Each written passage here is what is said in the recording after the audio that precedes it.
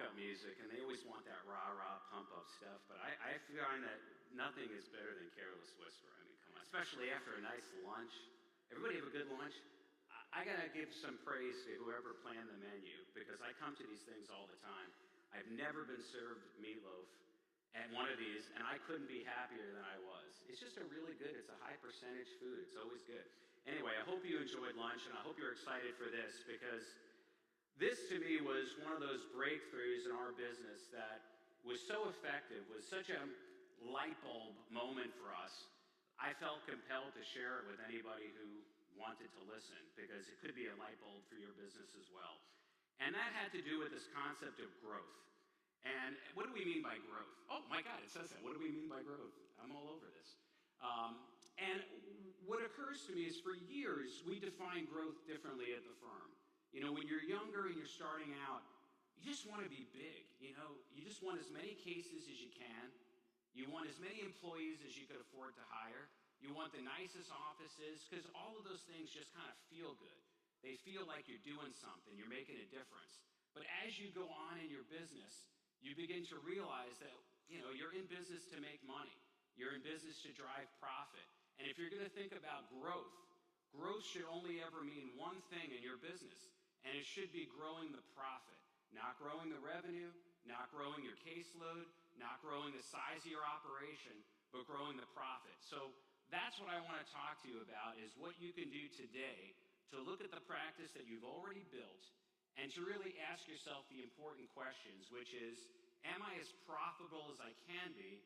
What changes do I need to make in our system to maximize profitability and not just growing revenue for the sake of growing revenue? And let me say this. Some of you may be in business because you just honestly in your heart want to help as many people as possible. I don't want to crap on that. That's a beautiful thing. And if that's what your business is truly about, then keep doing that. But if you're in the group of people that are running a practice because you want to be as profitable as possible, you're going to want to really focus on what we talk about here. So let's talk Pareto point. I call it Pareto. I've heard some people pronounce it Pareto. I don't know which is right or wrong. That always just sounded a little pretentious to me, but they're probably right. But I'm going to call it Pareto. Pareto principle is sometimes called the 80-20 rule, which is just a catchy way of letting you know that a small percentage of what you do accounts for a large percentage of what you have. As we apply it to our practice, what we're trying to figure out is, where is our profit actually coming from? Which cases is it coming from? Because we're working nonstop and we've got thousands of cases. This exercise is going to teach you how you can look at the work you've done and figure out where your profit actually came from. And what we found out after we did this exercise was that 55% of our cases, our top 55%, generated 90% of our revenue. How did we figure that out? It's an exercise. You'll get copies of this later, but you can take a picture of it. And I would ask each of you to look at, and in our case, we just pulled some numbers, not for the whole firm, but just for one department within the firm, to show you how we would go about doing this ourselves. And you start by ranking your settlements, last year's settlements. Take your 2024 numbers and literally rank them from your highest fee, your second highest fee, your third, all the way down to the bottom. Now, I want you first of all to recognize how many cases you close with no fee. We all do that. We investigate things. They don't pan out. This isn't going to speak to any of those. You have your process for investigating claims and closing files. Leave that be. What's shocking about these numbers is that when I say the top 55% of our cases accounted for 90% of our revenue, that's without regard to all of the ones that settled for zero. This only takes into account the ones that at least settled for something. So, number one, you rank all of your settlements from top to bottom. Step two is remove your outliers. Those outliers are the really valuable unicorn cases. You're lucky to get them. For us, I always say if the fee was greater than $250,000 on a case, I consider it an outlier. I wish it wasn't an outlier. I wish that was the norm. But if I left those in the calculation, I'd start to get nervous that I was cutting too deep. You know, it builds a little conservatism into your analysis if you remove those outliers. So I take those off the top. Next thing you're going to want to do is start breaking them down into 10% increments. So let's just assume, for the sake of keeping your numbers easy, that you resolved 1,000 cases last year for money after you've removed your outliers. So those top 100 cases, that's 10% of your inventory that you settled. What was the total fee in that top 10%?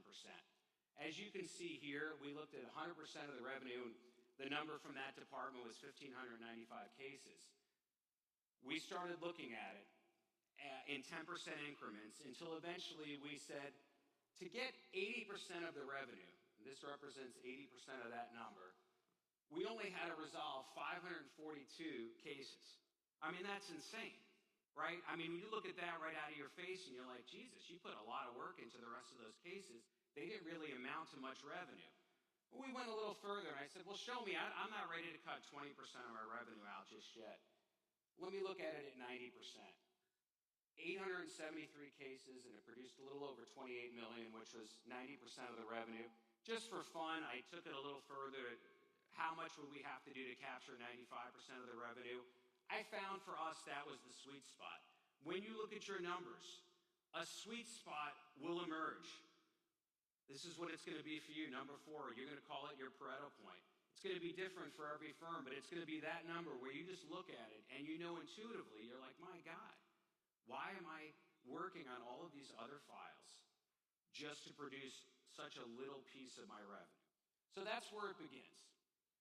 For us, once you do that, once you figure out what a case needs to settle for to get you in the keep pile versus the, we'll call it the refer pile, just to give you a preview where this is going.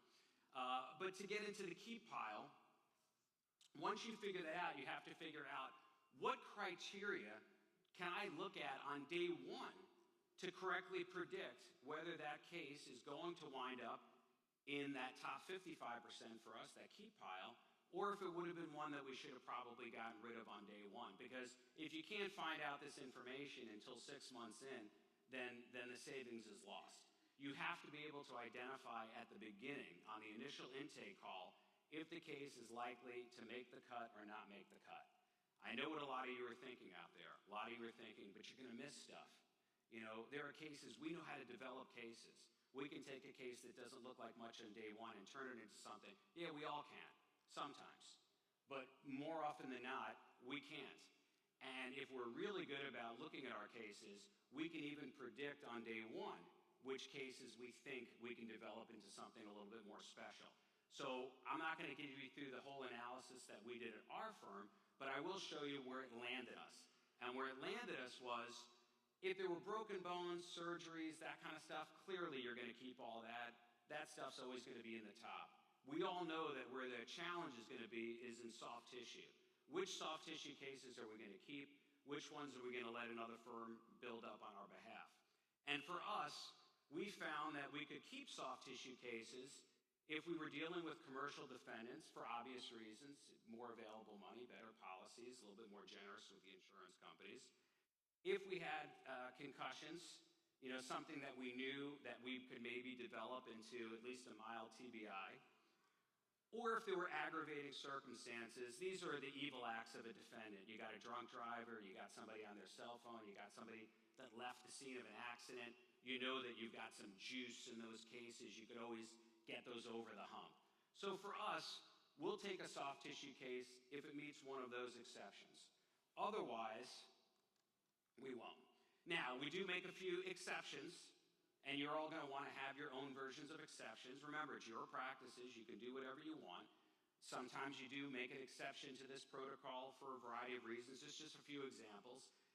If it's a former client, I'm usually going to keep their case just because I'm happy they came back. If it's a companion case, that's an important one. You never want to risk losing the main case simply because you're not willing to work on the smaller companion cases. So you're going to keep those. Obviously, what choice do you have when it comes to friends and family? They make you take them. And then third-party cases. So if it may be something that we had a work comp case, we have the third-party case, those will usually be the exceptions.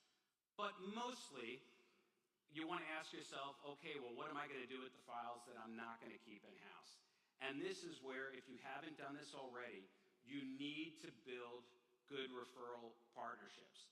Now, we've been doing this a long time, and I send cases to 150 different lawyers with all sorts of different case types, but it didn't start that way, and you don't have to start that way either.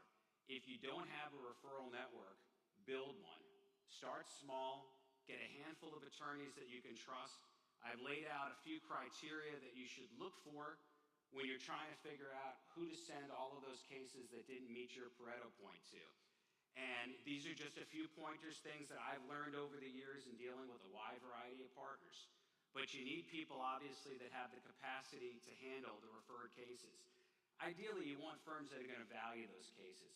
There are a lot of firms out there like Target, new and solo practitioners, people that left a firm and they just started their own operation. They want to be contingent only, but they have to right now. They have to do a few family law cases to keep the lights on. Those firms are really hungry. They have some good experience in their prior firm. They can do things on the lower end cases that you really don't want to spend the time doing. Not if you're operating at a higher level. You're kind of past all of that. But there are firms out there that they want to gnaw on those cases, and they will pester those adjusters and really get you some pretty good results. They need to have strong communication and responsiveness. It's very important in our operation. We don't like to just refer out a case and wait for a check. We like to keep ourselves on as the supervising firm. We require our partners to send us updates every 90 days. We like to still maintain some communication with the clients because we don't want to miss out on their second generation case or their third generation case. So we keep those relationships, but you can't work with referral counsel that's not being responsive to you. They should be revering you as a main source of their cases and treating you like that. If they're not a good partner. They need to respect your firm's reputation. You don't want to be sending cases to somebody that's going to, throw you under the bus and be like, you're lucky they sent it to us and they didn't keep it themselves. You would think people would have better judgment than to do that, but a lot of people have bad judgment. They have to have adequate malpractice insurance. If they mess up one of your cases, you're going to get named in that case too. I can't sugarcoat that. But you can shield yourself tremendously by working with the right partners and making sure they're well insured.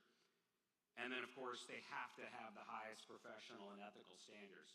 You do not want to associate with any law firm who does not stay squarely within the rules of professional conduct. I don't want to deal with anybody who's pushing any envelopes in that area. I follow the idea of you do more than what's required, you do less than what's allowed, and you'll be on safe, ethical ground. Do not work with firms that don't follow that same principle. You never want to put your reputation at stake for the work that somebody who you can't really control what they're doing. But I'm telling you, there are great partners to be had out there. They're grateful. It makes a great business for them and a great business for you. So I should mention that there are some extra advantages once you've built out your referral network. One of the main advantages is you start unlocking new revenue streams. When we started doing it, we were doing it with our discards. These cases aren't good, they don't meet our standard, we're going to let somebody else play with them. But eventually it led to, we get a lot of miscellaneous calls. We're getting a lot of employment law calls. I'm like, well, I've already built a network. Well, I may as well contact a few employment lawyers. And before you know it, you've got 5, 6, 7 areas of practice that you never handled in-house, and you found homes for them. Maybe you have a nursing home practice. Now we have one. We didn't before. Maybe you don't want to do med-mal in-house. You can start building out that network to being very, very profitable for you. My favorite part of every day is getting the stack of referral checks coming from other firms. Even now, after all these years, I get giddy over it. A lot of people ask about this, is how do you explain to a caller that even though they called your firm, that you're actually going to be recommending that they work in conjunction with one of your partners? There's basically 3 main talking points that I try to reinforce with them. Number 1, I talk about the power of having 2 law firms. I make it clear we are staying involved. We are supervising the file. Our name is going to be all over it. Our name is well known in our town. But they're also going to get a firm that is in a position to put their file at the top of their pile, meaning that they're going to get maximum dollar in the shortest amount of time possible. I always tell them it does not impact the overall legal fee. There, it's one fee. I'm dividing it with this other firm, but it doesn't cost you one extra penny. And then we complete the contract on our end. We do that because we want to control the lead. I don't trust anybody else's intake. I feel like we do it better than anybody. So as it is, you don't let the fish off the hook and hope that you can recatch them. So when you do have them on and you do your screening, execute your contract right then and there. We already have contracts done digitally that have us and our referral partners on them. We just pick the right one, lock it in right when the person's on the phone. Now, what does this mean? Well, when we send cases out to referral counsel, the better quality case that you send out, the better fee you can expect back in terms of percentage. So 50-50 deals are common. That's sort of become the common thing. It's really hard for firms to get business. You know how competitive it is. Years ago, you were lucky to get a third on referrals. But if you're willing to give up some better cases, you can get 50-50 deals. I don't always encourage you to look for 50-50 deals out of the gate. Sometimes it's better out of the gate to get a graduated deal, something where you guys only take 25% on the first $10,000 of gross settlement, but then maybe take 40% or 50% above that. I recommend that if you're starting out because you want to encourage your referral counsel to want to open as many files as possible. You don't want to have a situation right out of the gate where the math doesn't really work for them. The calculus on a 50% fee split doesn't make sense. So you may want to start with a lower entry point and then an escalation if the case is worth a lot. That's particularly important because I know some of you are nervous that you're going to let a really good case through the machine and you're not going to keep it. But when your referral counsel is doing a great job and you are incurring no other overhead associated with that file, by the time you get that check for them, it's pretty much going straight to the bottom line. So from a profit standpoint, you're really not losing out on it. So keep that in mind. In fact, when we did this, if we had kept all 897 of those soft tissue cases, because this is now just looking at soft tissue, it would have produced just over $8.6 million in revenue for the firm. When we switched to the new standards, we only kept 175 of those in-house and sent out 722 of them. This is what referral counsel sent back to us in checks, and this is what we produced on our own. That was $8.2 million. So you look at that and you're like, well, geez, that's great. Instead of having to work on 897 cases, you only worked on 175, and you saw less than a $400,000 revenue decrease. That's pretty nice. If all you did was that would probably be worth it.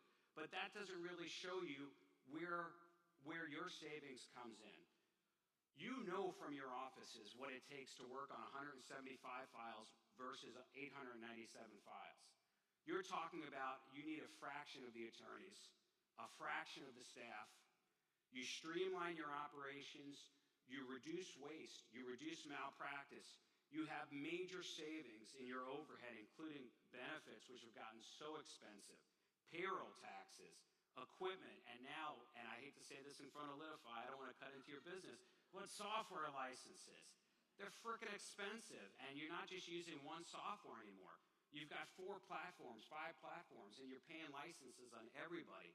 Once you take out those things, our net impact was more than $3 million from that soft tissue practice moved to the bottom line that had not been there before, just from the soft tissue practice. That's the stuff we used to think was just there to keep our lights on. We never were expecting to make much profit from it. We figured the profit would come from our big cases, but they don't have to. This can be extremely profitable for you if you rethink your model. So, what's the bottom line? God, that worked out nicely. Do you see how that went? With 50 seconds. God, and I didn't even time it. You have your areas of savings, which are voluminous. You have the amount of money that you saved. You have to know where you are in your practice, but honestly, guys, there's no harm in running the exercise. Just run it.